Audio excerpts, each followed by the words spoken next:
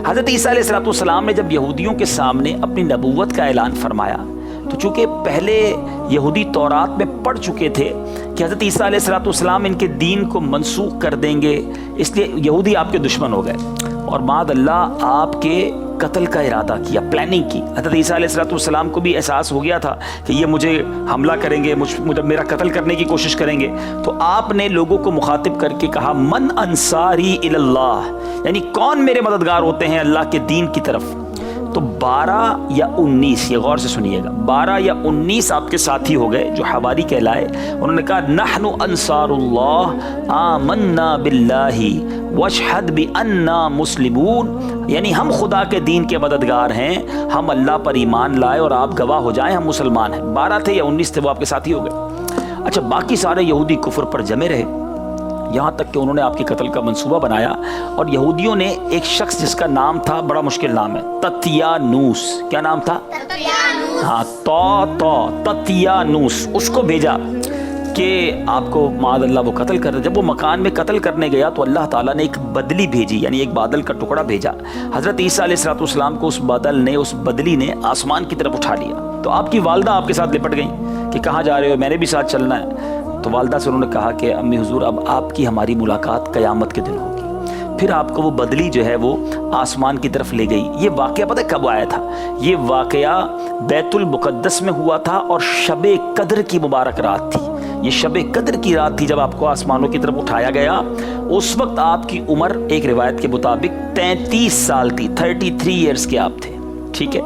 اچھا، تطیانوس لوگ اندر قتل کرنے گیا تو کافی دیر ہو گئی، باہر ہی نہیں نکلا، لوگ حیران کیا ہو گیا۔ اندر گئے تو اللہ تبارک و تعالیٰ کے حکم سے تطیانوس کا جو چہرہ تھا، فقط منہ، وہ حضرت عیسیٰ علیہ السلام جیسا کر دیا گیا۔ تو لوگوں نے جب دیکھا کہ یہی حضرت عیسیٰ ہے تو معاذ اللہ انہوں نے حضرت عیسیٰ سے بچ کر تطیانوس کو ہی قتل کر دیا۔ آپ جب تطیانوس کو قتل کیا تو بعد میں خیال آیا کہ چہرہ تو حضرت عیسیٰ والا ہے، جسم تو یہ تطیانوس والا ہے۔ تو پھر پتہ چلا کہ اب لوگ آ گئے، تو اہل خاندان نے کہا اگر یہ مقتول، یہ مرنے والے حضرت عیسیٰ ہیں تو تطیانوس کہاں ہے، اور اگر تطیانوس ہے تو حضرت عیسیٰ کہاں ہے؟ ایک ہی شخص اندر ہے نا۔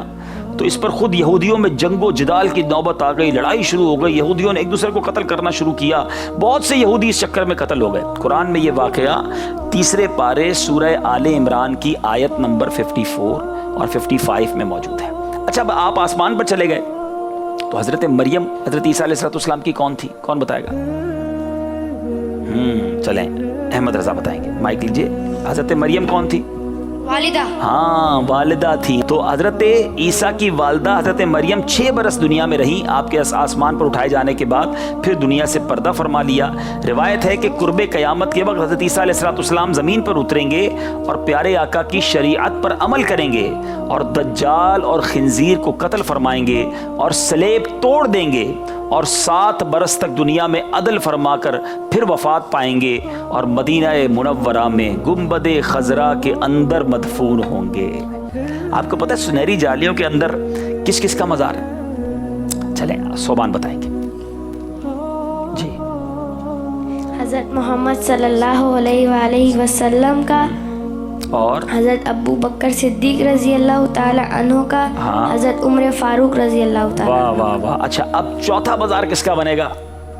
کون بتائے گا؟ کوئی نیا مدنی منا بتائے، چلے عمر بتائیں گے۔ چوتھا مزار گنبد خضرا کے اندر سنہری جالیوں کے پیچھے کس کا بننا ہے؟ حضرت عیسیٰ روح اللہ۔ جی، ابھی تو میں نے بتایا حضرت عیسیٰ علیہ السلام جب آئیں گے اور دنیا سے پردہ فرمائیں گے تو ان کا مزار بھی سنہری جالیوں کے اندر سبز گنبد کے اندر ہوگا۔ سبحان اللہ، سبحان اللہ۔ تو یہ ہے حضرت عیسیٰ علیہ السلام کے دنیا سے آسمانوں کی طرف اٹھائے جانے کا واقعہ۔ بہرحال اللہ کریم ہمیں قیامت کی ہولناکیوں سے محفوظ فرمائے، مرتے وقت تک ہمیں ایمان نصیب فرمائے۔